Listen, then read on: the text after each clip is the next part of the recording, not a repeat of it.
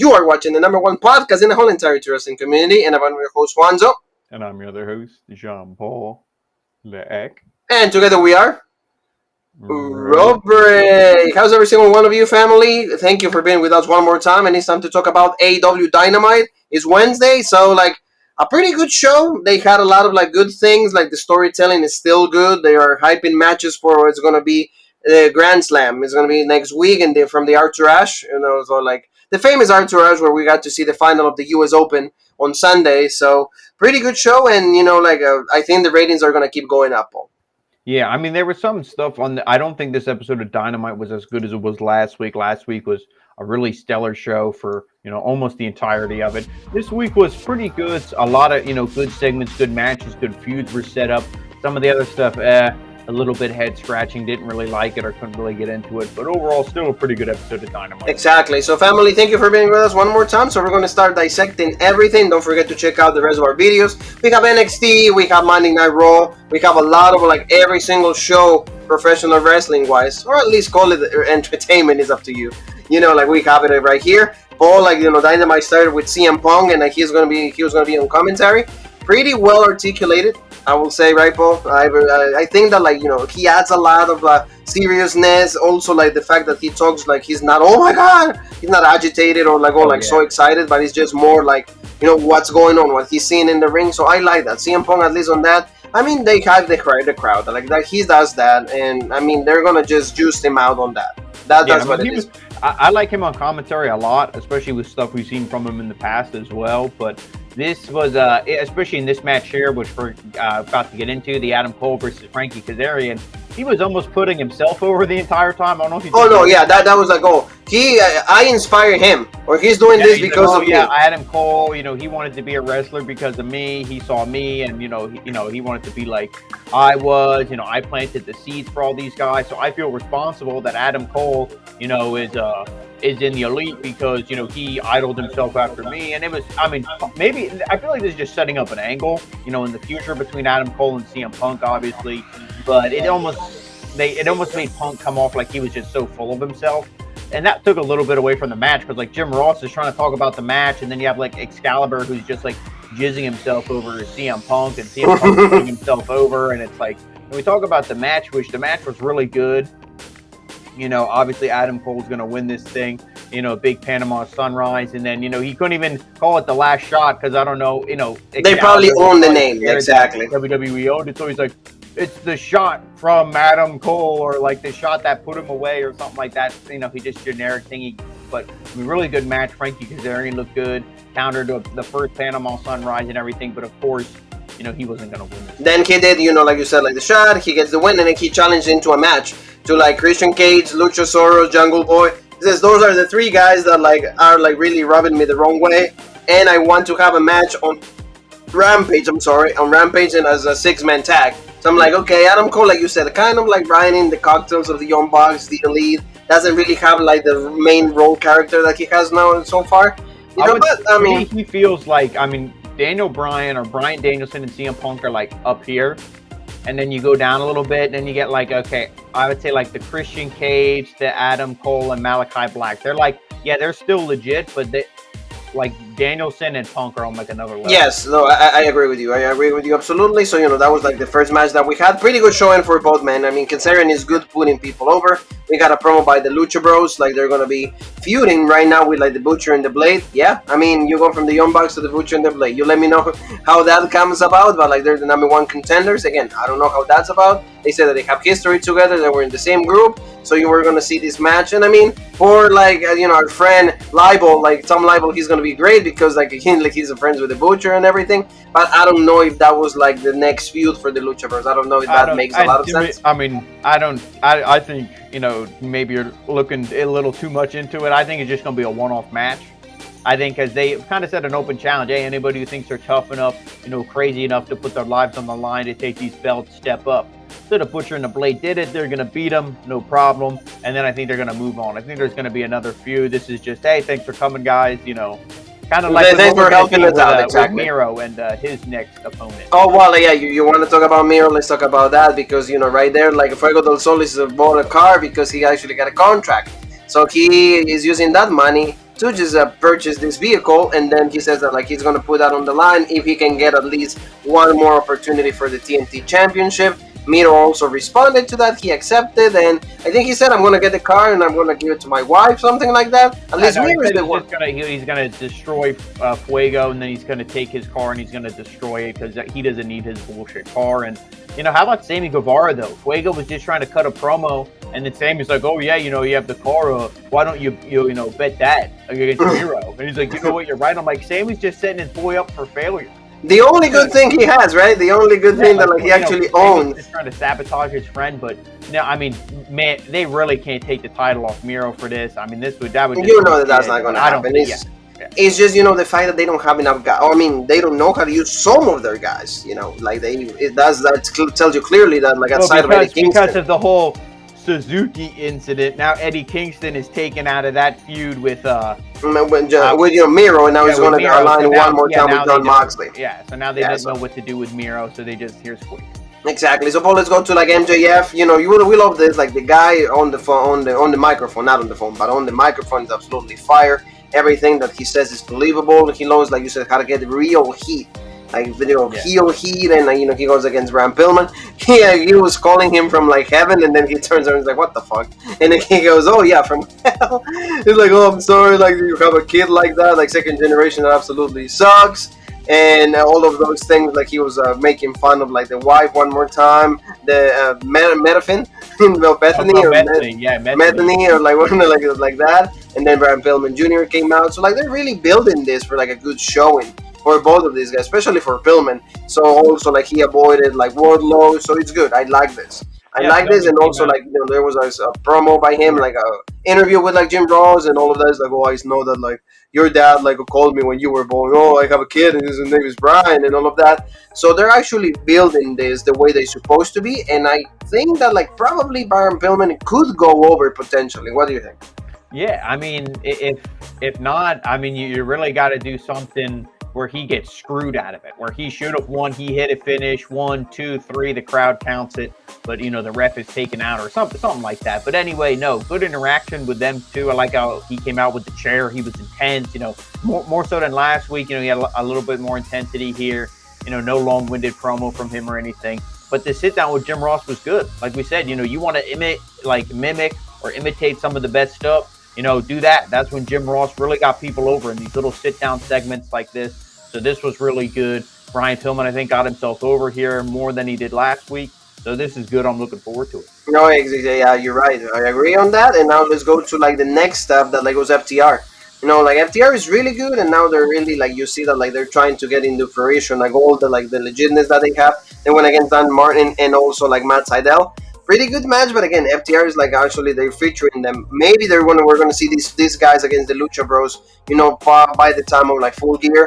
But in this case, they had a pretty good showing, and Shattered Dreams, and they get the win. But what are your thoughts on this FTR that I'm seeing finally receiving the praise that they deserve? CM Punk was putting them over also tremendously. Yeah, I think honestly, because Tony Khan is so young.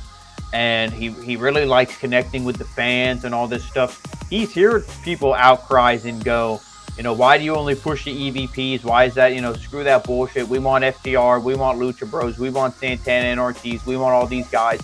You're slowly starting to see him implement stuff. Now, he still does stuff he likes and stuff he wants, but slowly starting to implement the guys who the fans are really clamoring for. Something, obviously, that WWE rarely ever does. So, no, this was a good win. They should have beat these guys, the big rig, Shatter Machine, whatever, onto Dante Martin.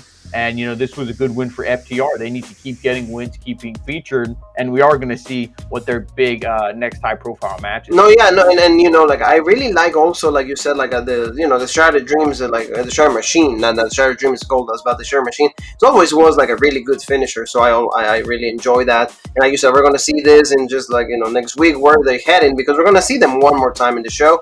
Before we go to do that, let's talk about Suzuki, because it's going to go feud again with Jon Moxley, and you said Eddie Kingston, I was going to go a tag, just because also Lance Archer is part of, I didn't know that they were actually a tag on New Japan. So the Suzuki Clan or something like that. The Suzuki, I think it's Suzuki Goon. Nizuki Gun, yeah, and like a helmet with like the Japanese and everything, like I Well, guess. goon, they just mean like goon, like a thug. That's what Like I mean. okay, Like a goon. yeah, But, like, so like and this is so stupid. This is because they didn't play his theme music. And again, when I said Tony Khan listens to the fans were all crying and pissed. Oh, you didn't play his theme. We're a bunch of marks. We can't just listen to it on YouTube and shut the fuck up. So we have to cry. And they made a storyline out of it where Suzuki says, "Oh, I felt disrespected. All this stuff. Blah blah blah. I'm a legend. Now Lance Archer, since he's in this group." Again, it's a feud to get this guy who's in New Japan, who's a big star, or what was an even bigger star. You need to get guys like Kota Ibushi, Okada, Naito. You need to get you need to get the big names, yeah. Exactly. You need to get like Suzuki, but he's a veteran. He's 50-some years old. It's like let's get somebody who's a current top star. No, yeah, I agree. I mean, we know the guy. He's the potential. I mean, like his credentials are incredible. No one is denying that fact, but it's just like it's time for for somebody else to like in the Forbidden Door. But I mean, that's what we have, and that's what we saw. Then we got to see Christian Cage, Jungle Boy, and also Luchasaurus accepting the challenge that like also Adam Cole did for the Elite. So yeah, it's fine, it's legit. And I mean, we're gonna see this on Rampage. Your thoughts? I think that here the Elite is gonna go over. I think they have to. I mean, this was a good promo. Hopefully, obviously. I mean, they're the only two singles competitors in this, but I would love to see a Christian Cage, Adam Cole, program after this feud. I like the line where he's like, "Oh, you're bullshit. You just came here thinking you're hot shot when you were just stuck in developmental for 4 years." And it's like, and Jungle Boy actually had some fire in his promo. He's like, "I got a better body than you, better hair, all this stuff." Calling him out, Bay. He mocked him and everything. So Jungle Boy was at least he must maybe taken promo classes or acting classes. Maybe it's finally the genes are kicking in for him to be a good actor. Finally, he's developing. You're right. I mean, I'm excited for this match just because of the Christian Cage Adam Cole interaction. I think exactly. No, Adam Cole is just going to be like the good thing about this. So like, tell me a little bit about like the Dark Order because they keep bringing tensions, and I already I've been talking to a lot of people, and they tell me the same thing. They're going to split him up. They're going to make him look like this is completely over, and then Rotunda. He's gonna come and then he's gonna join them. He's gonna have the new version, a new powerful and and he's gonna replace a JoJo with Ty Conti. No. Just I mean, same amount of cake, so it's fine. But like you said, also Anna Jay says she doesn't want this situation to keep happening, and she didn't want something else. She said something about not leaning the hell from them or something like that. But they're arguing and being bullshit. Just Evil Luna's on a power trip. She's like, I'm sick of you guys being bullshit. Don't come out to my match. Don't whatever. Just stay in the back. I don't need you. And then Ty's like, yeah, let's go. Let's leave these fucking loser nerds. And then they're like, so the hot chicks don't hang out with us anymore. I mean, she wants to hang out with Jungle Boys, then that's fine. Like I said, you talk about chicks, let's talk about chicks. Legit, Layla here is going against Jerry Cargill. This was just a very similar match that we saw with Camille when Layla went against the NWA and the EMPOWRrr pay-per-view, something that we covered on Road Break. I mean, 5 seconds, Layla is a great wrestler. She has I'm pretty sure that in a year, maybe 2 years, she's gonna be leading a division or being one instrumental piece of any division. But in this case, it's Jade is the heel, so they want to portray her even better. They have Ruby Soho doing other things for the title against Britt Baker. So they have to do something like this, and I mean, Glam Slam and that. Yeah, I mean, and this was pretty good. They had Layla Hirsch. She did get some offense. She looked good in here. I think they said this was her hometown, or was it Jade? I forget. It was somebody. No, Jade. Yeah. Because Layla is actually from Russia. Well, I mean, but then she was adopted. Yeah, she was adopted. Yeah. So I don't know if that was new. Whose hometown it actually was, but I mean, Layla Hirsch looked good. She's one who they're slowly pushing, but again, they have bigger stars, bigger names, more impressive looking women. So her time will come. And I think, you got to keep pushing Jade because to me, they already announced it for next year for the women's division. The next big match is going to be Britt Baker, Thunder Rosa, and Rosa's going to get the belt. They're going to ride, Britt Baker's title reign for a little longer till next year. And, after that, Thunder Rosa needs a real credible heel for her to drop the belt. And there you go. And it's got to be Jade. So I think they're slowly going to build her up, until that point happens. I agree with you 100%. That's what I think. At least they have a mini feud and then the main title feud. So at least where whoever wins that, they're going to go for the title one more time. So let's tell me a little bit about Adam Lambert because Adam Lambert, I mean, Dan Lambert, again, this situation with Ethan Page and Scorpio Sky. This just sucks. And I just got in a promo, of course, talking shit about AEW, diminishing the wrestling fans. Oh, everybody sucks, you suck, all of that. And then Le Champion responds to like all of this. This I didn't like. There's nothing for Jericho to do, so I'm like, okay, well, everybody's just singing my music. They don't really pay attention to what you have to say, so they challenged for a match. So it's gonna be Jericho and Hager going against Scorpio Sky and Ethan Page. I don't care. I'm like this. And do you think that they're gonna lose? No. Yeah, they're gonna beat Dan Lambert and his guys. Ethan Page, Scorpio Sky. So then this group that should have been beating up job guys, loser guys like what the hell's his name? Shoddy Lee Johnson. The guys from like the Nightmare Factory. The guys that like don't really have like the same name value. Yes. Yeah, the Gun Club. They should be beating up losers like that because. But their feud was with Lance Archer. Lance Archer got pulled into the Suzuki thing because, like I said, the marks were crying. So then, now that this feud got screwed up, so shit, who do we feud with Dan Lambert? Well, we have nothing for Chris Jericho. So Jericho comes out. Of course, nobody's going to cheer Lambert because, like you said, these segments were shit. So far they've been crap. Ethan Page and Scorpio Sky have been losers so far on this television program. Yeah. So why would anybody care? And then, if anything, Hager should have joined up with him. Jericho should have joined up with him. It should be like, okay, that would make more sense because Hager's actually an MMA. Unless they're going to pull a swerve that Hager turns on Jericho. Then I'll be like, okay, legit. Otherwise, this is shit. Oh yeah, exactly. Terrible. I don't care. I don't have any type of interest in this stuff. So like, let's move on to the next one. And that's Shawn Spears. He's gonna have a match with like Darby Allin. The worst people. Yeah, exactly. He actually had a match. He said that, remember, like when AEW just started, he actually beat Darby Allin. So it's like, look how the roles have turned. And now just gonna job out. They have a pretty decent match. Sting was, of course, right there by his Darby Allin's side, the finger. We get to see also like this, like they use the steel steps, all of that. And then, Darby Allin gets the win of the coffin drop. He gets all of that, but then he gets attacked by FTR, and both of them, like, they get like the face paint removed. Same thing with Sting, same thing with Darby. Like the feuds continue. So like you said, they're gonna have a match now. It's gonna be FTR against also like Sting and Darby Allin. So like they're still in a tag. I don't know. I really don't know where this is going. I don't like this faction that Sting and Darby. I just don't like it. I'm not a fan of it. Yeah, I think FTR needs to win here. Yes. Because especially if because like you said, they're two singles competitors. They didn't say, hey, we want to be in the tag division. Lucha Bros, like, we're gonna come for you. It was nothing like that because Sting would obviously he would legit be like break his neck and be dead if he wrestled the Lucha Bros, I think. But yeah. If you're gonna do this Tully Sting feud, which if they do it, I'll obviously want to see it because it'll be like, this is insane, but I don't think it'll be amazing. But this is, I feel, maybe gonna lead into that, but FDR has to win. Oh yeah, no, I'm not a fan of it at all because again, Sting and Darby, like all the a lot of people love Darby and his fandom, like his Darby, popularity is increasing tremendously. He had that match with Punk, and like you said, he should be like Sting. Like, but everything is like but I'm done. The fact that I have to associate Darby Allin with Sting, and it's nothing against Sting, like a Hall of Fame, respect, accomplishments, all of that. But again, let the guy be on his own.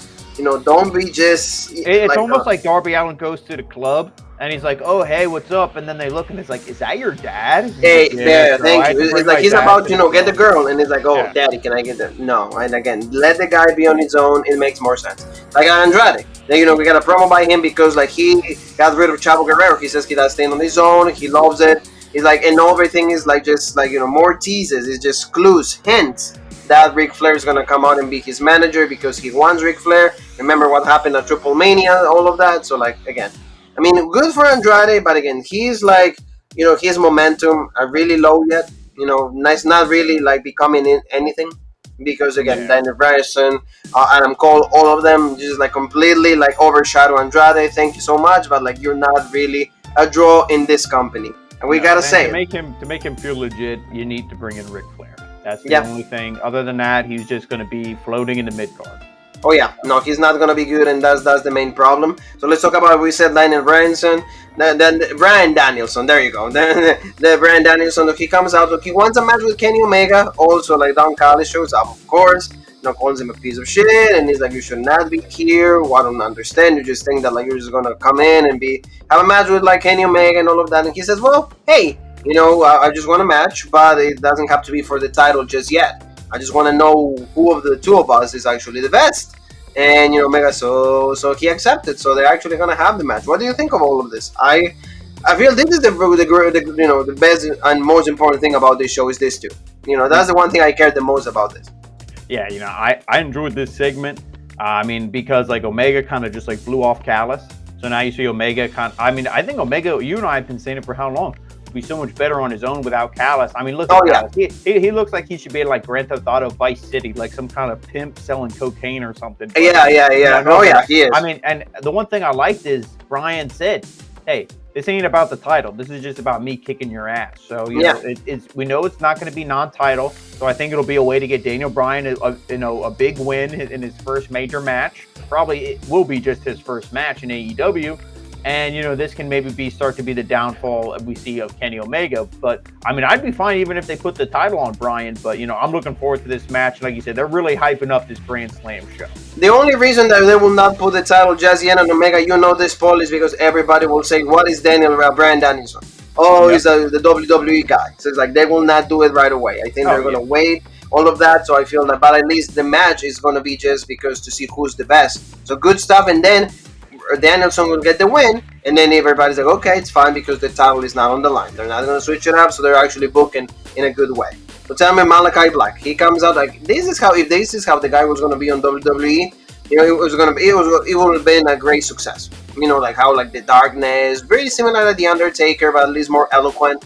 I like it, and even the only thing like you said is like, oh, it's time for Cody. So of course, like he's starting to cut a promo. Rosario doesn't for no reason. She's an actress, we know her, but like for no reason, just because she shares a show with Cody, the Big Show, she starts attacking Malachi. Cody Rhodes makes his return. They start feuding all over the crowd, and we are fearing because he might lose. This could be like the burial of Malachi Black. I even sent you a picture that says I will not bury this kid. So I don't know what's gonna happen. Yeah, and that's the thing here. This killed it for me. The match with Dustin was a little bit, a botch central. And then this, you have Rosario Dawson, some actress just, getting the better of Malachi Black. And Cody started beating him up, everything. It should have been something where he just knocked out Dawson, or if you don't want to have a man hit a woman, which I understand that's completely fine. Then just have him stare her down, and then maybe Cody comes, and then they just start brawling. But don't have her actually jump on him, and because it makes him look like a loser. Yes. He's so creepy, he's so demonic. He would have no problem just hitting her in the world of kayfabe, but obviously they're not going to do that. So it just kind of killed everything. It was stupid, and you shouldn't have a fan jumping the barricade to begin with. So I didn't like this, but no, he needs to beat Cody, otherwise done. Because Cody's going to go away anyway. Cody's not going to. It wasn't good. Yeah, I have to, like you said, I have to admit it. It wasn't good, but I don't know what they're going to do. But it's just like it's a little bit like different, and I don't think again if the Cody wins, then thank you Malachi Black. It's done. So let's talk about a little bit of like CM Punk because like he was attacked. He was doing the commentary, but then like Powerhouse Hobbs and then also Hook. Like they went at him. They start like taunting him and everything, and then they start attacking him. So like you see, at least hey, he's trying to put over different guys, new guys, and I like it, but I don't know how long this is gonna be, or like at least Team Taz and all of that. I don't know if it was like the right move for Punk. I understand the why, but I don't know. They're gonna keep riding like the fandom from him. Yeah, and if you really want to do something legit here, Taz and all these guys, they can screw Punk. So Powerhouse Hobbs actually gets the win, but the fans and everybody knows, oh, it was bullshit. It shouldn't have happened. It was a cheat. But then Taz can keep going. My man here, Hobbs, he beat CM Punk, blah, blah, blah. It can really get Powerhouse Hobbs over. Maybe he gets a match with Miro. Maybe Miro puts him over. You can really, because Hobbs is one of those guys too, these young guys who you can really get over, really make him legit. And I think they will, but it depends how fast you want to do it. So I'm fine with this with him, Team Taz, because I know it's going to lead to CM Punk versus Ricky Starks, which is going to be exactly. So like you said, like right here, we're going to see this on Rampage. So at least CM Punk is going to be fighting. Also, I don't know if it is tape or not. I'm not completely sure. But at least he actually had a match. Of course, CM Punk, I think, is going to go over. Like I said, I would much rather see him like lose and then just put powerhouse hobbs over, but that's what's going to happen. So like you said, all the matches that we're going to see, also he's going to be on commentary for like what is going to be the Artura show. It's going to be a live interview. Of course they're going to have those. I mean, the interviews are what hypes the crowd. I don't understand how, but that's what it's going to be.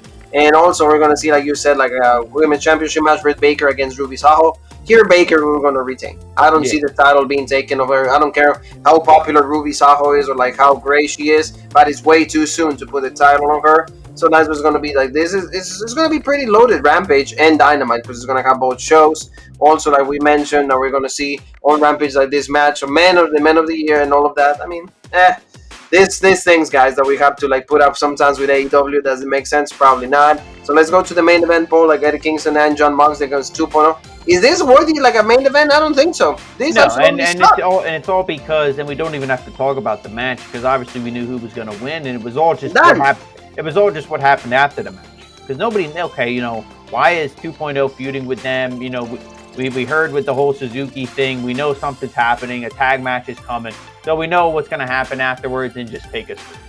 Yeah, like you said, like John Moxley, they get the win pretty easy. Of course, 2.0 is ever rise. Like, how can you go from NXT and go to like AEW and thinking that they're going to be portrayed better? I mean, they get main events, but we know that they're losers. I'm sorry, it is what it is. Suzuki comes out and then they start taunting John Moxley. They're going to have the match, and in the end, they just roll outside and with the crowd. They got the upper hand, Lance Archer and Suzuki. So we're going to see this match also, like in the Artura show. So, I mean, they're going to get another win. Eddie Kingston and John Moxley are one of, like, the main pieces of AEW, so they're not going to lose to Suzuki and Lance Archer. Lance Archer just came to this company just to job. So that's what it is. It's pretty much the truth. I'm sorry. I mean, I would honestly have them go over in the tag match. And then, maybe you do another singles match. Yeah, I mean, if you're going to continue this, I'm not saying I want them to or anything, but, man, that would just make Suzuki and Archer look like shit to just have them lose again. I mean, but that's my prediction. We'll see what happens. But that was pretty much Dynamite for your family. Thank you so very much to every single one of you. Hope that you guys can enjoy this. And also, don't forget to subscribe. Hit the bell for notifications. And also give the video a like so more people are exposed to us. If, you guys keep doing so, we're going to do Rampage also. So you guys, we're going to have a double feature on Friday because we'll do SmackDown and Rampage since the card is going to be really loaded and it's going to be good. Where else can they find us? Yeah, and then guys, make sure you follow us for all of Rope Break updates. That's Rope Break on Facebook, the OG Rope Break on Twitter, Original Rope Break on Instagram, Twitch, and TikTok, and of course right here on YouTube, the home of the #1 podcast in the YouTube wrestling community, the Original Rope Break. And family, there's only one more thing that is left to say, and that is...